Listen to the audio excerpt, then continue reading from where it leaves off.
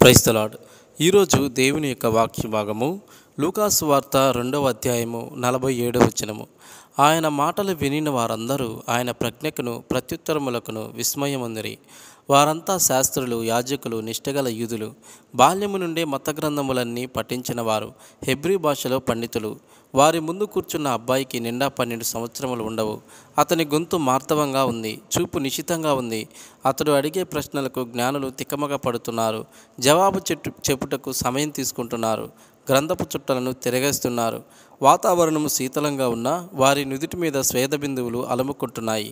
ఆ వయసు గల బాలుడు అంత తెలివిగా మాట్లాడుట వారు ఎన్నడూ చూడలేదు. వారి చుట్టూ పస్కా పండుటకు వచ్చిన నిష్ఠగల యూదులు గుమికూడారు. వారంతా ఆ అబ్బాయిని ఆరాధన పూర్వకంగా చూస్తున్నారు, అతనిని అభినందిస్తున్నారు. ఆ అబ్బాయికి జవాబు చెప్పలేక తత్తరపడుతున్న యాజకుల అజ్ఞానానికి విస్తుపోతున్నారు.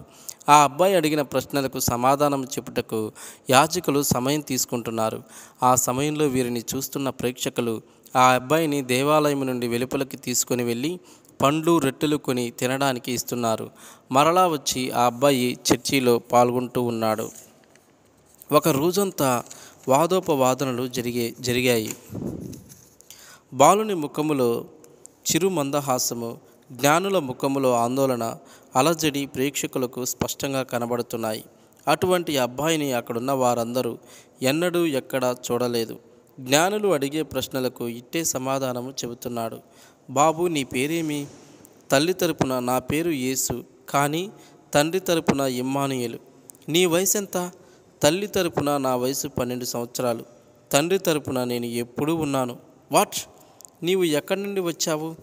తల్లి తరపున నేను నజరేతు నుండి వచ్చాను, కానీ తండ్రి తరపున నూతన యెరూషలేము నుండి వస్తున్నాను అన్నాడు. జ్ఞాని చాలా ఆశ్చర్యంగా మౌనంగా ఉన్నాడు. పెద్దయ్యాక నీవు ఏమవుతావు? బాలుడు చెప్పిన సమాధానం, తల్లి తరపున నేను సిలువ వేయబడతాను, కానీ తండ్రి తరపున మాత్రము 3వ దినమున లేచి తండ్రి కుడి ప్రక్కన కూర్చుంటాను అన్నాడు. జ్ఞానులంతా చాలా పడుతూ ఉన్నారు. అక్కడున్న వారందరికీ ఆ మాటలు సగం అర్థమవుతున్నాయి, సగం అర్థం కావట్లేదు. కొందరి భక్తుడి ముడివేశారు, కొందరు కనుబొమ్మలు ఎగరేశారు, కొంతమంది తల గోక్కున్నారు. అంతలో ఒక ఆయన, మా అబ్బాయి ఇక్కడ ఉన్నాడా అని వెతుక్కుంటూ జనాన్ని త్రోసుకుని ముందుకు వచ్చాడు. సరిగ్గా ఆ సమయంలో ఆ అబ్బాయి, నేను రాజులకు రాజును, ప్రభువులకు ప్రభువును, అది నా తండ్రి తరపున అని అన్నాడు. అంతలో ఆ వచ్చిన వ్యక్తి, బాబు ఇక్కడున్నావా? నేను నీ తల్లి నీ గురించి వెతుకుచున్నాము అన్నాడు. వారిద్దరూ కలిసి వెళ్ళిపోయారు. గుంపులో ఒక ఆయన, అతడు నాకు తెలుసు, నజరేతులో అతనికి వడ్రంగి కార్ఖానా ఉన్నది అన్నాడు. మరొక వ్యక్తి, అవును, కొద్ది రోజుల క్రితం నేను యెరూషలేము వస్తుంటే నా బండి విరిగిపోతే అతడే బాగు చేశాడు, అతని పేరు యోసేపు అన్నాడు. జ్ఞానులు, యాజకులు ఆశ్చర్యపోయారు. ఇతడు వడ్లవాని కుమారుడా?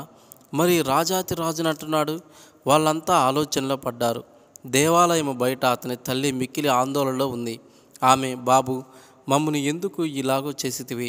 ఇదిగో నీ తండ్రియు నేనును దుఃఖపడుచు నిన్ను వెతుకుచుంటిమి అన్నది. అందుకు ఆ బాలుడు, మీరేలా నన్ను వెతుకుచున్నారు? నేను నా తండ్రి పనుల మీద ఉండవాలనని మీకు తెలియదా అని అన్నాడు.